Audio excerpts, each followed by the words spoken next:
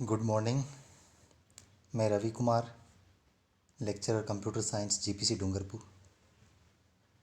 आज के इस वीडियो लेक्चर में हम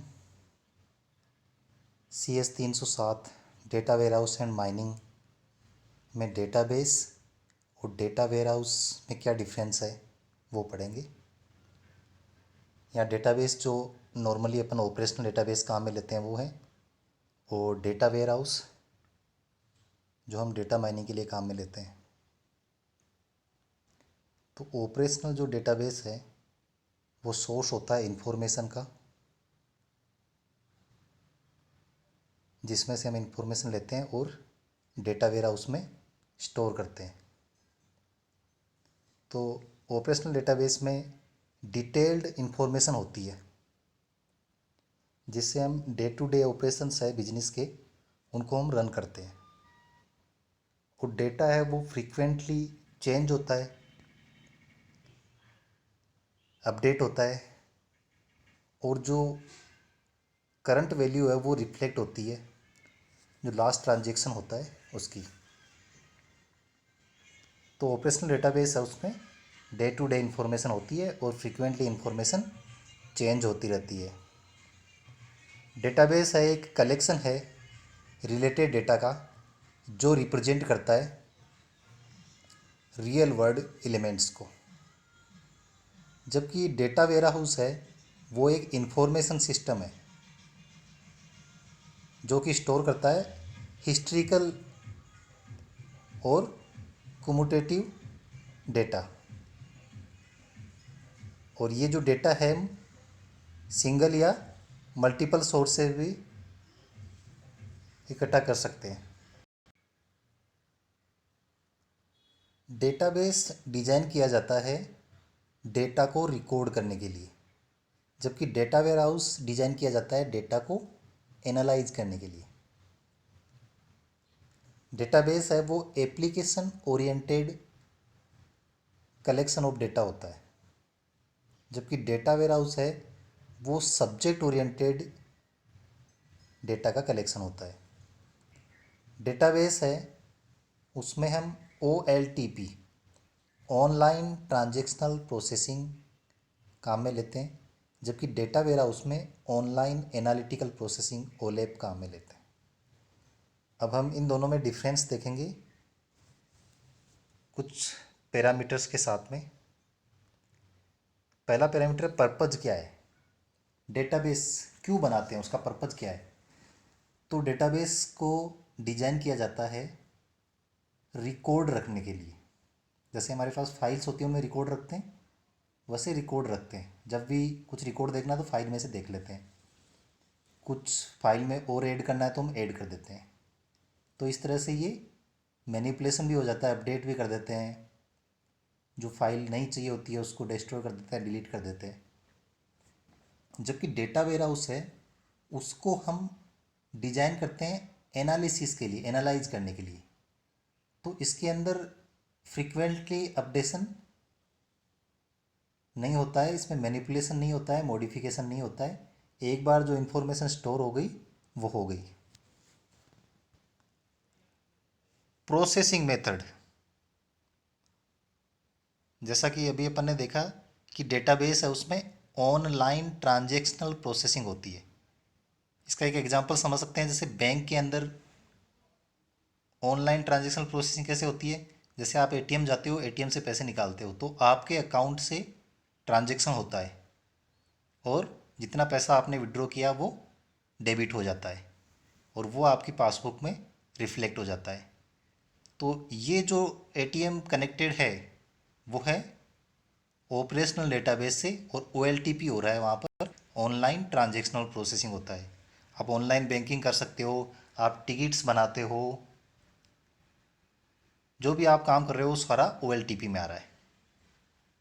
डेटा वेयर हाउस है उसमें OLAP काम में आता है, online analytical processing. Use, database help करता है फंडामेंटल ऑपरेशंस को परफॉर्म करने में, जबकि डेटा वेयर हाउस है वो हमें अलाउ करता है डेटा को एनालाइज करने के लिए, बिजनेस पर्पज के लिए।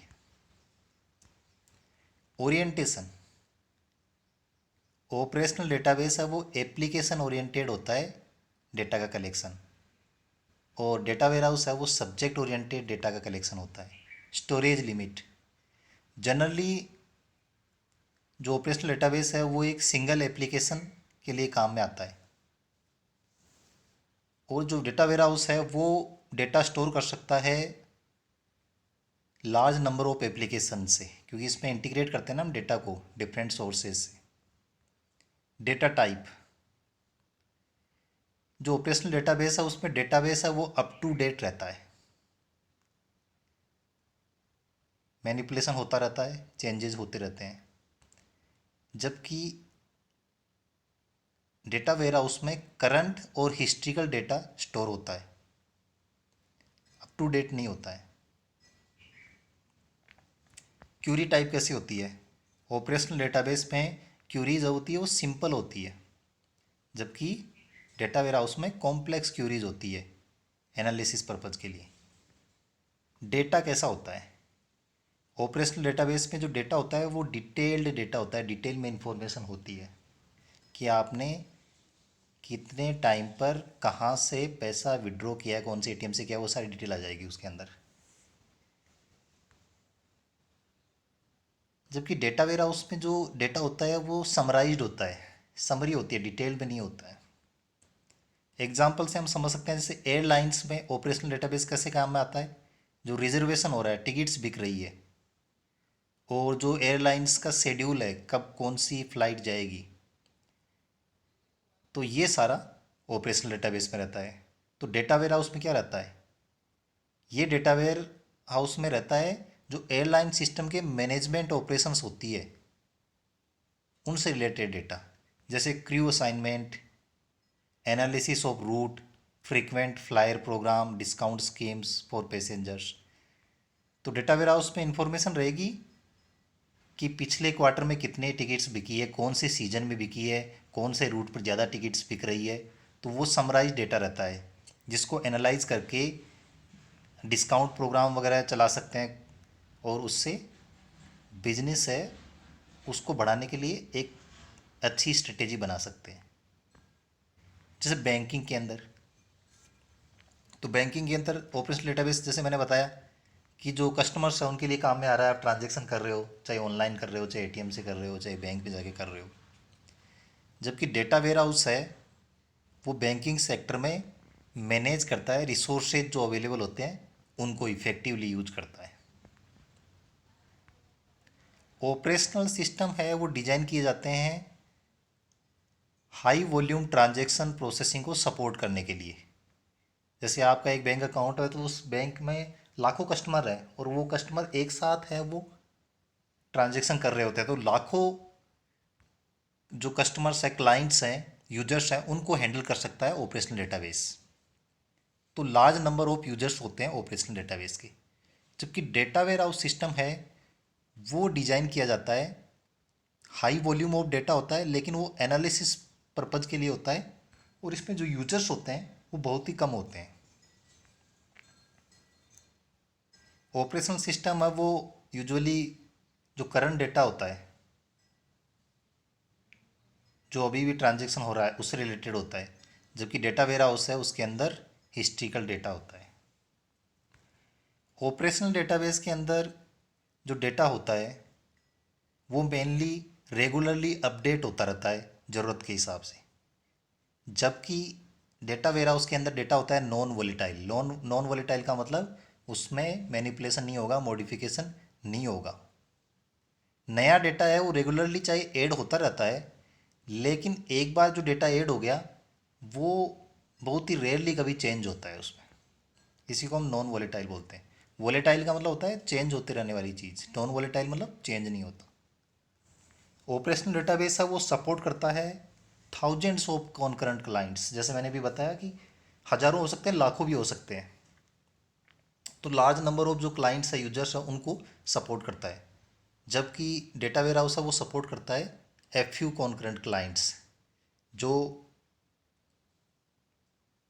मैनेजमेंट से रिलेटेड जो अधिकारी है कई किसी भी कंपनी के ऑफिसर्स हैं, वो सिर्फ उसको यूज करते हैं। रिलेशनल डेटाबेस यूज किया जाता है OLTP के लिए, जबकि डेटा वेयरहाउस के लिए OLAP हम काम में लेते हैं। अब डेटा वेयरहाउस के एडवांटेजेस क्या है, क्यों हम इसको यूज करते हैं, क्या एडवांटेज है? तो एडवांटेज वही है जो अपन ने इसका यूज देखा है। किसी काम में आ रही है कोई चीज़ तो वही एडवांटेज होता है उसका।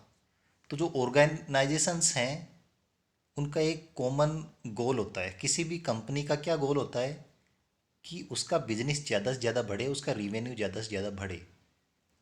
तो एक डेटा वेयरहाउस है वो बिजनेस के अंदर इम्प्लीमेंट किया जाता है ताकि डेटा है उसको एनालाइज किया जा सके और इंटेलिजेंट जो डिसीजंस हैं, अच्छे डिसीजंस हैं, अच्छी स्ट्रेटेजी है वो बनाई जा सके ताकि कंपनी को ज़्यादा से ज़्यादा बेनिफिट हो। अब ये अलग अलग तरीके से कैसे काम में आता है, तो एक तो डेटा वेयरहाउस डिलीवर करता है इनहेंस्ड बिजनेस इंटेलिजेंस। जो बिजनेस को समझने का तरीका है उसको बहुत आसान बना देता है और बहुत अच्छे से समझ सकते हैं डेटा वेयरहाउस को यूज करके। क्योंकि डेटा वेयरहाउस के अंदर जो इन्फॉर्मेशन है उनको एक्सेस करके, जो कि डिफरेंट सोर्सेज से कलेक्ट की गई है और एक सिंगल प्लेटफॉर्म पर है, तो जो डिसीजन मेकर्स हैं जो कि कंपनी के बड़े अधिकारी हैं वो किसी और पर डिपेंडेंट नहीं रहते हैं और डेटा वेयरहाउस से डेटा लेके उसको एनालाइज करके अच्छी स्ट्रेटेजी बना सकते हैं कंपनी के लिए, जिससे कंपनी का रिवेन्यू बढ़ता है। तो ये डेटा वेयरहाउस है वो बिजनेस प्रोसेस के लिए काम में ले सकते हैं, जैसे मार्केट सेगमेंट के लिए, सेल्स के लिए, रिस्क इन्वेंट्री के लिए, फाइनेंशियल मैनेजमेंट के लिए। एक ये टाइम भी बचाता है, टाइम सेव करता है, क्योंकि डेटा वेयरहाउस स्टैंडर्डाइज कर देता है, प्रिजर्व करता है और स्टोर करता है डेटा को फ्रॉम डिफरेंट सोर्सेज और ऐड करता है कंसोलिडेशन और इंटीग्रेशन ऑफ ऑल डेटा।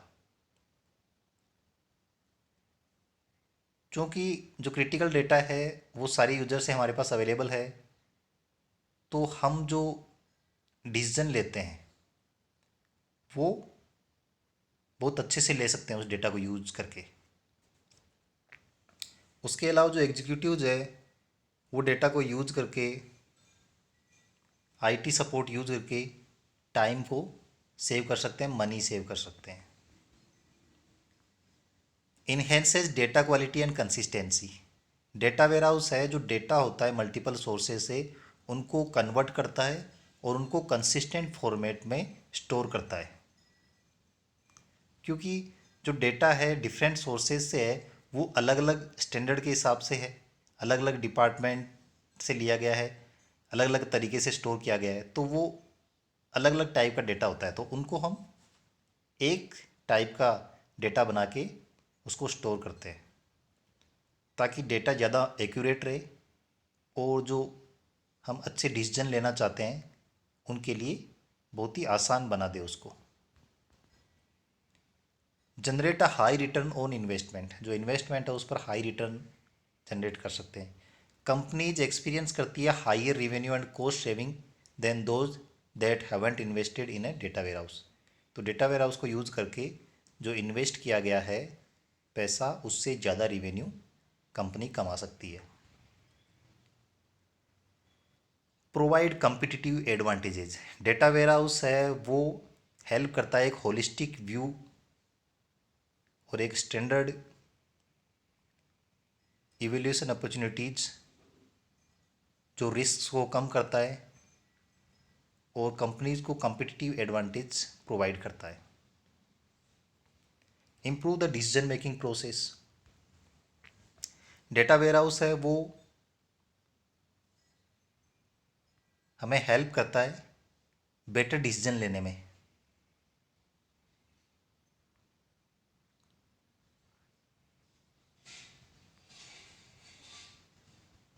क्योंकि इसमें जो डेटा होता है वो प्रीसाइज होता है रिलायबल एनालिसिस के लिए और इससे हम यूज़फुल रिपोर्ट है वो क्रिएट कर सकते हैं। ये इनेबल करता है ऑर्गेनाइजेशंस को फोरकास्ट करने के लिए कॉन्फिडेंस के साथ में, ताकि जो हिस्ट्रिकल डेटा है उसको स्टडी करके फ्यूचर के लिए एक फोरकास्ट किया जाए कि हम इतना रेवेन्यू जनरेट कर पाएंगे।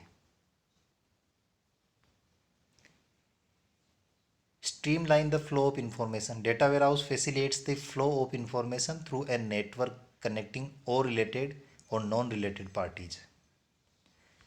तो ये इतने सारे एडवांटेजेस है। मेन शॉर्ट में हम यही समझ सकते हैं कि डेटा वेयर हाउस है, उसके अंदर हमारे पास क्या है, हिस्ट्रिकल इन्फॉर्मेशन है। जैसे मान लीजिए कोई कंपनी है मोबाइल बेचने वाली, तो उसके पास पिछले 5 साल का पूरा डेटा स्टोर है कि कौन से ज्योग्राफिकल एरिया में और कौन से क्वार्टर में, कौन से सीजन में, कौन सी रेंज के मोबाइल कितने कितने बिके, ये सारा डेटा है। तो उस डेटा को यूज करके वो फ्यूचर के लिए अच्छे प्लान बना सकते हैं। जैसे हम देखते हैं ऑनलाइन शॉपिंग करते हैं, तो आजकल देखते हैं जब कोई त्यौहार होता है, दिवाली वगैरह, तो न्यू ईयर वगैरह आता है, क्रिसमस आता है, तो कंपनीज हैं वो डिस्काउंट दे रही है और नए नए ऑफर्स लाते हैं। इसके अलावा भी कंपनी जब वो अलग अलग ऑफर्स देते हैं, कूपन्स देते हैं, कैशबैक देते हैं, तो ये सारा डिसीजन कहाँ से लिया जाता है, ये सारा जो डेटा है पहले का हिस्ट्रिकल डेटा, उनको पता है कि अगर हमने ऐसा ऐसा किया था तो ऐसा ऐसा हुआ था, तो हम फ्यूचर में भी ऐसा अगर डिसीजन लेंगे तो इससे हमारा रिवेन्यू बढ़ेगा। और अगर पास्ट में कोई डिसीजन लिया था जिससे कंपनी को नुकसान हुआ था, तो वो डिसीजन लेने से बचेंगे। तो डेटा है वो आज के ज़माने में बहुत ही ज़रूरी है कंपनीज के लिए। जो गवर्नमेंट्स की स्कीम्स आती है वो भी पूरी जो हिस्ट्रिकल डेटा है उनको स्टडी करके ही बनाई जाती है। तो डेटा वेयर हाउस का बहुत ही बड़ा योगदान है आज के टाइम पर। डिसएडवांटेज क्या है? अब एडवांटेजेस तो हमें पता है, लेकिन इसके साथ डिसएडवांटेज भी होंगे डेटा वेयर हाउस के। एक तो ये है कि जो डेटा सोर्सेज होते हैं डिफरेंट्स, उनसे जब नया डेटा ऐड करते हैं डेटा वेयर हाउस में, तो उसको ऐड करना कॉस्टली काम होता है। क्योंकि जैसा कि हमने पढ़ा कि डिफरेंट सोर्सेज है, डिफरेंट टाइप के डेटा रहते हैं और डिफरेंट तरीके से उनको स्टोर करते हैं।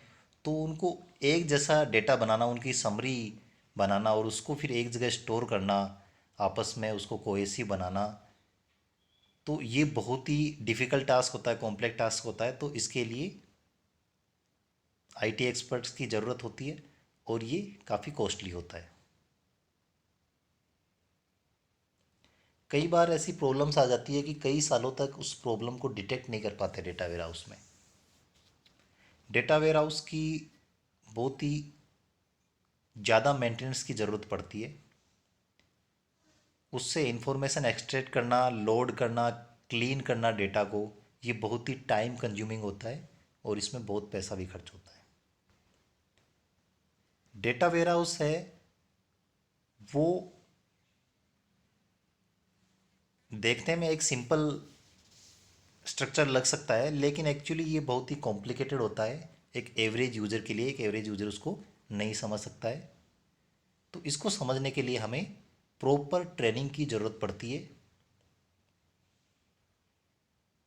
जिससे कि हम अच्छे से डेटा माइनिंग कर सके डेटा वेयर हाउस से और उसको एनालाइज कर सकें। तो बहुत ही अच्छी ट्रेनिंग की ज़रूरत पड़ती है यूजर्स को इसको समझने के लिए। इसमें भी काफ़ी टाइम और पैसा खर्च होता है।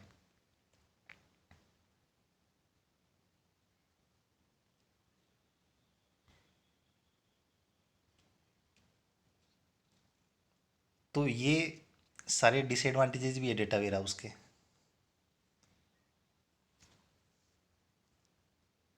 तो आज के वीडियो में बस इतना ही।